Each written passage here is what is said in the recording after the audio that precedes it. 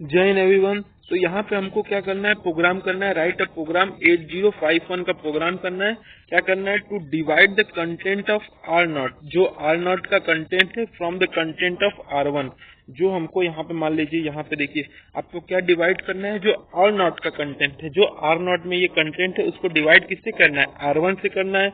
और बोला है जो store the result in R2, और रिजल्ट हमारा कुछ आया R2, और उसके बाद बोला है रिमाइंडर R3, ये हमारा रिमाइंडर है।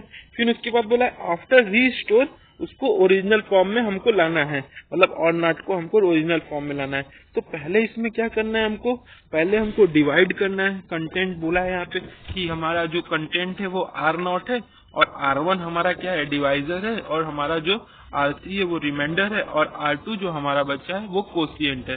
तो इसको हमको पहले डिवाइड करना है, फिर उसके बाद बोला है फिर उसको ओरिजिनल फॉर्म में लाइए। तो ये हमारा प्रोग्राम है, सिंपल पूछ रहा है कि क्या करना है। तो आइए देखते हैं। मान लीजिए यहाँ पे हमने क्या किया। अब आप जानते हैं कि जो हमारा 8051 में हमारा DIV फंक्शन होता है। DIV किसके लिए होता है, हमारा डिवीजन के लिए होता है, और ये हमारा दोनों के लिए होता है। इसमें दो टाइप के हम एक्यूमुलेटर यूज करते हैं, A और B।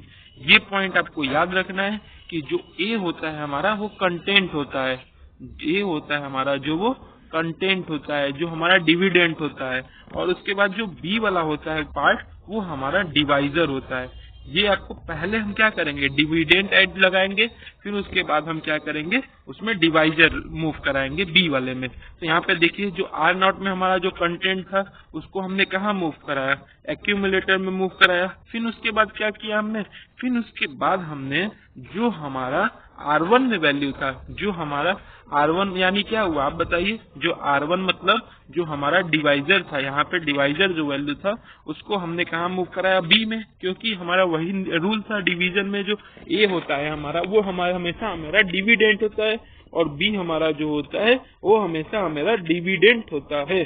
फिर उसके बाद हमने DIV कर दिया सिंपल, और इसमें जो हमारा फिर उसके बाद जब DIV आप डिविजिबल कर दिए तो उसमें बाद जो हमारा R2 जो हमारा A एक्यूमुलेटर में आता है वो हमारा कोशिएंट आता है। यहाँ पे आप देख सकते हैं कि जो वैल्यू A में आता है उसको हमने R2 मूव करा दिया जो कि हमारा कोशिएंट है।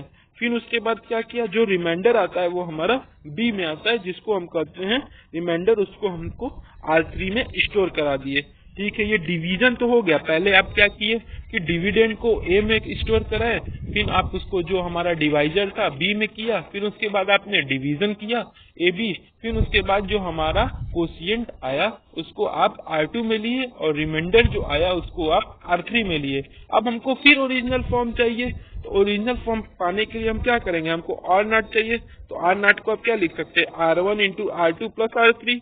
तो आपका जो इसमें R3 है वो तो रिमाइंडर फिक्स है, और जो आपका इसमें जो आपका R2 है वो भी फिक्स है। क्यों फिक्स है, क्योंकि R2 आपने यहाँ पे जो डिवाइड उसको एक्यूमुलेटर A में डाला है। तो मतलब हमको क्या करना है, एक्यूमुलेटर B में हमको R1 लेना होगा, तभी तो मल्टीप्लाई करेंगे। तो यहाँ पे देखिए हमने क्या किया, R1 में ले लिया B, और जो R1 वाला जो हमारा वैल्यू है उसको B में ले लिया, फिर उसके बाद मल्टीप्लाई कर दिया मल AB, और उसके बाद जो हमारा वैल्यू आएगा एक्यूमुलेटर में मल्टीप्लाई के बाद, तो उसको हमने क्या किया, ऐड करा दिया R3 के साथ, ऐड A R3। फिर हम उसको लास्ट में क्या किए कि जो हमारा एक्यूमुलेटर लास्ट में फाइनल वैल्यू आया उसको हम कहाँ ले लिए, R नॉट में। तो ये हमारा एकदम इजी सा टॉपिक है, एकदम इजी। थैंक यू, जय हिंद।